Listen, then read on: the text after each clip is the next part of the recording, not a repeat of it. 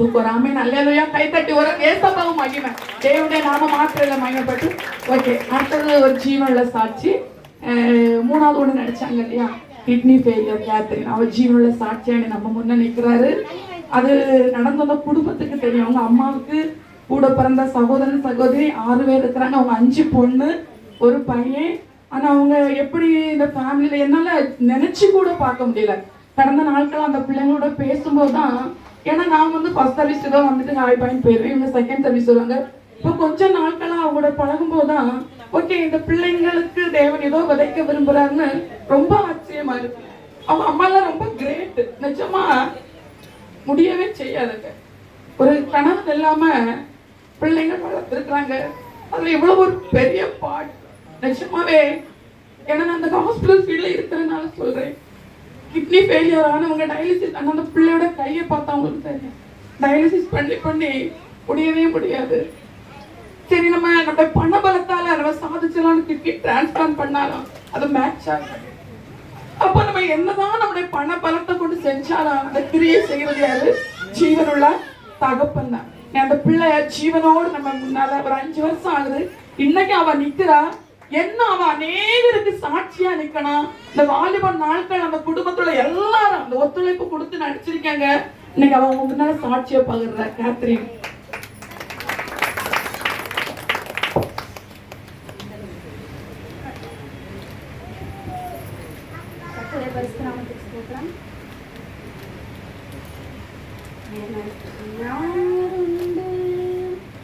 கலங்கின நேரத்திலும் கரம் என்னை நடத்தியதே எனக்கு யாருண்டு.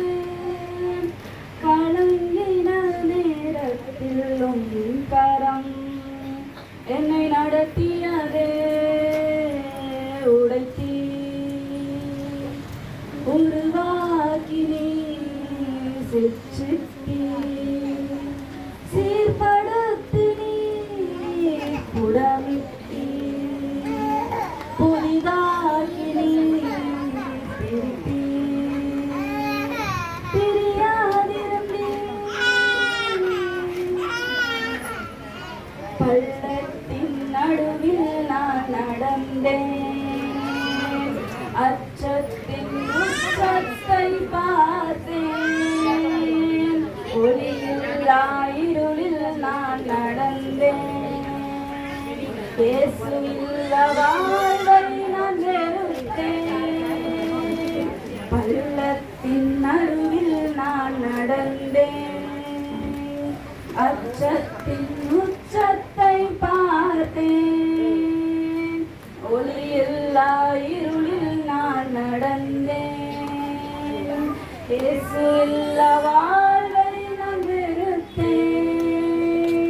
உடைத்தீர் உருவாக்கினீர் சிற்றித்தீர் சீர்படுத்தினீர் புடமிட்டீர் புதிதாக்கினீர் பிரித்தீர் பிரியாதிருந்தீர்.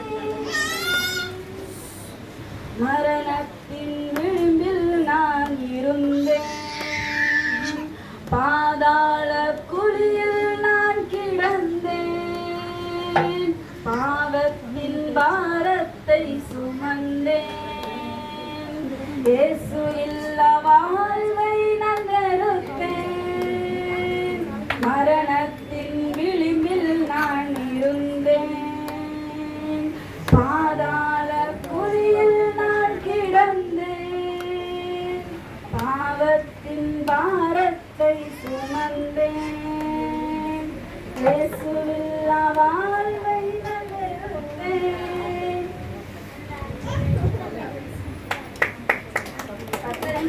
ஒரு சாட்சியா நிறுத்திருக்காரு. ஜீவனுள்ள சாட்சியா நிறுத்திருக்காரு. அதுக்கு அடுத்து கொடான கொடி நன்றி. என்னோட பேர் கேத்ரின். எனக்கு வந்து 2019 வந்து 2 கிட்னியுமே ஃபெயிலியர் ஆயிடுச்சு. ஃபெயிலியர் ஆகி யாருமே இல்லாத ஒரு சூழ்நிலை. கிட்னி ஃபெயிலியர்னா என்ன அப்படின்னு கூட தெரியாது. வீட்டில் யாருக்கும் தெரியாது. பொதுவாக அப்பெல்லாம் யாருக்குமே அது என்ன பிரச்சனைன்னு தெரியாது. அது என்ன பிரச்சனைனா நமக்கு வந்து 2 கிட்னியும் வேலை செய்யாட்டி நம்மளால வந்து 1 பாத்ரூம் வந்து போக முடியாது. நமக்கு வந்து 2 years யூரின் போக முடியும். ஜஸ்ட் இமேஜின் பண்ணி பாருங்க, 1-2 நாட்கள் இல்ல, நம்மளால ஒரு டிராவல் பண்றோம், பிளாடர் ஃபுல் ஆகுது, வாய்ட் பண்ணனா எவ்வளவு ஒரு இதா இருக்கு. ஐயோ எப்படா நம்ம வருவோம் பாத்ரூமோ, இங்கேயும் டிராவல் பண்ணிட்டு வரோம், என்ன செய்வோம், எப்படா வீட்டுக்கு போவோம். 2 years யூரின் போகல. அது வந்து என்ன பண்ணுவாங்கன்னா, நம்ம அது வந்து வீக்லி 3 times வந்து ஹாஸ்பிட்டல் போனோம்னா நம்ம கையில வந்து ஒரு பெரிய நீடில் சைஸ்ல வந்து ஊசி போடுவாங்க.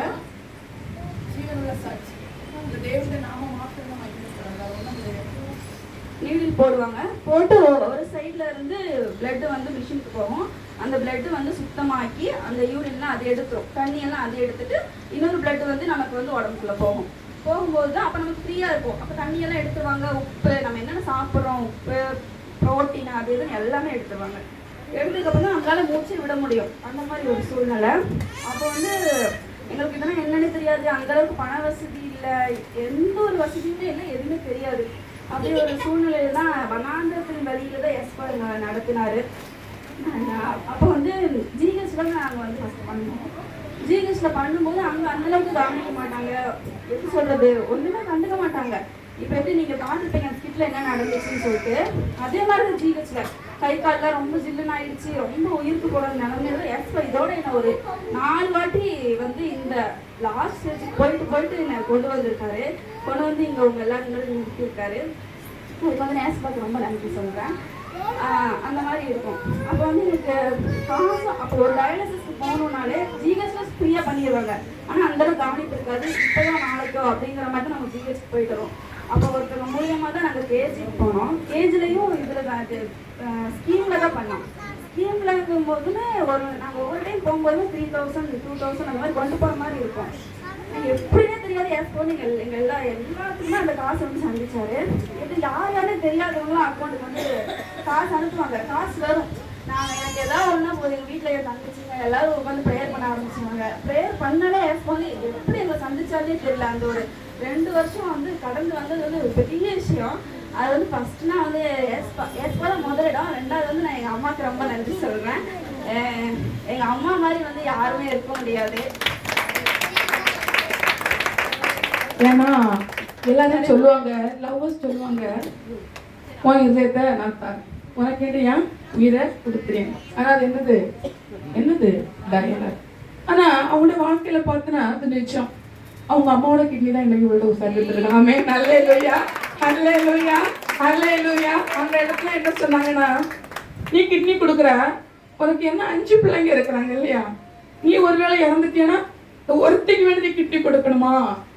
ஏன்னா எடுக்கிறோம், என்ன வேணுமோ ஆகலாம் இல்லையா. ஆமே. ஆனால் அதே மிஞ்சி அந்த பிள்ளைங்களை என் தேவன் வழி நடத்துவார். எல்லாத்துக்கும் மேல தேவனை முன்ன வச்சாங்க. ஆமே. இன்னைக்கு அவங்க அம்மா அவங்க முன்னால சாட்சியா நிக்கிறாங்க. ஆமே. அல்லேலூயா, அல்லேலூயா. எல்லாம் ரியாலிட்டி, நான் ஸ்கிப்ட் கிடையாது, நிஜம். ஆமே.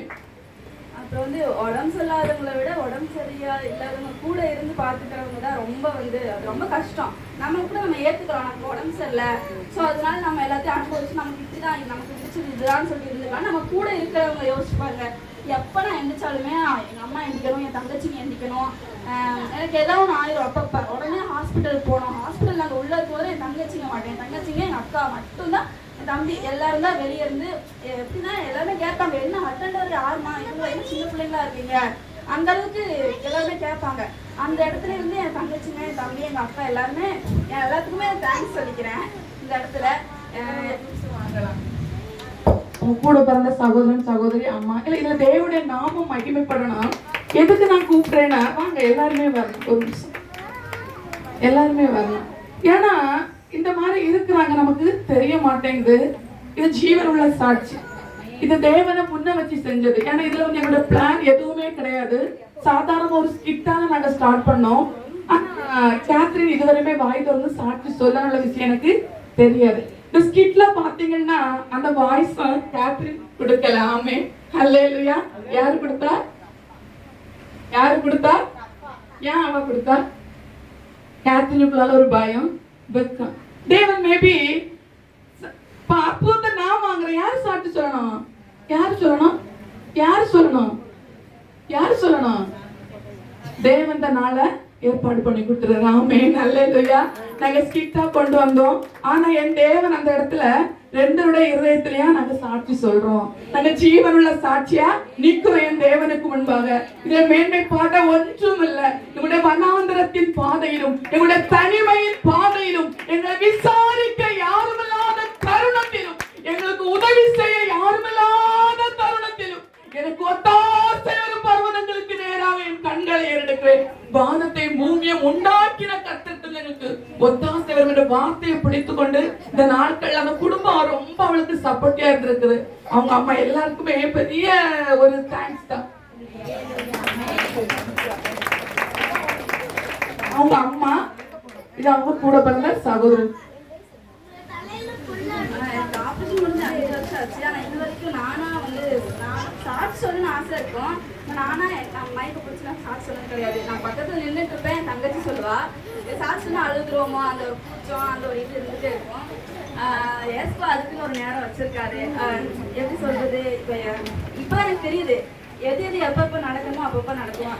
இப்போ வந்து எனக்கா ஒரு தைரியம் ஒரு இது எல்லாமே ஏஸ்பா கொடுத்து என்ன என் வாயால வந்து அவர் சாட்சி சொல்ல வச்சுருக்காரு. அதுக்கப்புறம் சாட்சி அந்த சொல்லிக்கிறேன். ஒரு கேஜியில் வந்து ஒரு பெரிய டாக்டர், அவர் வந்து கிட்னி ஸ்பெஷலிஸ்ட். அவர் கையில் ஆப்ரேஷன் நடக்காதான்னு சொல்லி நிறைய பணக்காரங்க அத்தனை காசு வச்சுட்டு வந்து கிட்னி வச்சுட்டு அவ்வளோ காசு வச்சுட்டு வெயிட் பண்ணிட்டு இருந்தாங்க. அந்த நேரத்தில் கூட லாஸ்ட் அந்த டாக்டர் ஊருக்கு போகிறாரு. அந்த ஊருக்கு போகும்போது கூட லாஸ்ட்டாக என்னோட ஆப்ரேஷன் நடக்கிற அளவுக்கு ஏஸ்பா அந்த இடத்துல ஒரு அற்புதம் செஞ்சாரு. 10 லட்சம் 12 லட்சம் கிட்ட செலவாச்சு. எல்லாமே இந்த ஸ்கீம் கவர்மெண்ட் ஸ்கீம் வந்து யாருக்குமே அப்ரூவல் ஆகலை. எனக்கு முன்னாடி அப்ளை பண்ணாங்க, யாருக்குமே அப்ரூவல் ஆகலை. திடீர்னு பார்த்தா என் பேருக்கு மட்டும் அப்ரூவல் ஆகி எனக்கு மட்டும் ஸ்கீம் அப்ரூவல் ஆகிடுச்சின்னு சொல்லிட்டு நியூஸ் வருது. அதெல்லாம் கேட்டோன்னா மற்றவங்கெல்லாம் நினைக்கிறாங்க என்ன நமக்குலாம் அப்ரூவல் ஆகுது, இவ்வளோ இந்த பொண்ணுக்கு அப்ரூவல் ஆயிடுச்சு இப்படி சொல்லிட்டு அப்படின்னு நினைச்சாங்க.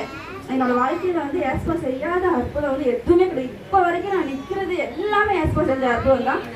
இடையில கூட ஏதாவது ஒரு சூழ்நிலை வரும், அந்த கை ஆப்ரேஷன் அடிக்கடி ஏதோ ஒன்று வரும். ஆனால் எல்லா சூழ்நிலையிலுமே எந்த கொண்டு போய் எந்த லாஸ்ட்ல கொண்டு போய் நிறுத்தினாலுமே திருப்பி ஏஸ்பா முதல்ல இருந்து வந்து என்னை வந்து எழுப்பி இருக்கிறாரு. அது கத்தருக்கு உடனே போய் நன்றி.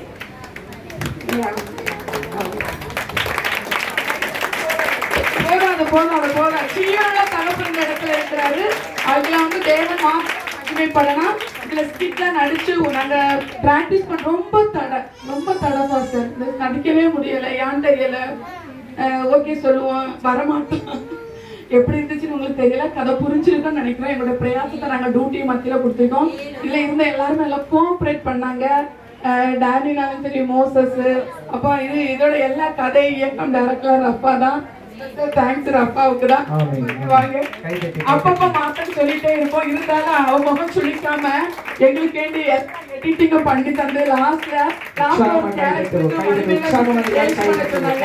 அந்த நேரத்துல நாங்க மாத்தி எல்லாருக்கும் ஒரு மனப்பாடு இருந்துச்சு. ஆமே நல்ல எதை செய்தாலும் ஒரு மனதோட செய்வோம். அந்த இடத்துல தேவனுடைய நாம மாத்திரம் மகிமைப்படம். இது வந்து ஸ்கிட்டா எடுக்காதுங்க. நம்முடைய வாழ்க்கையில எல்லாருமே ஒரு அனுபவமா எடுத்துக்கோங்க. தேவனுக்கு சாட்சி சொல்றதும் சரி, பாலிய பிராயத்திலும் சரி, செய்த நன்மைகளை நம்ம ஒரு நாளும் மறக்க கூடாது. ஆமே தேவன் செய்த இந்த நல்ல ஒரு ஸ்கிட்டுக்காக நன்றி. இதுல ஒத்துழைப்பு கொடுத்த எல்லாம் எங்க கூட நடிச்சவங்க எல்லாருக்காக மனதார நாங்க நன்றிகள் சொல்லுவோம். இதுல எங்களுக்கு மேன்மைப்பாட ஒன்றுமே இல்லை. தேவனுடைய நாம மாத்திரம் மகிமைப்படும். ஆமே அல்லேலூயா, அல்லேலூயா, அல்லேலூயா. Praise.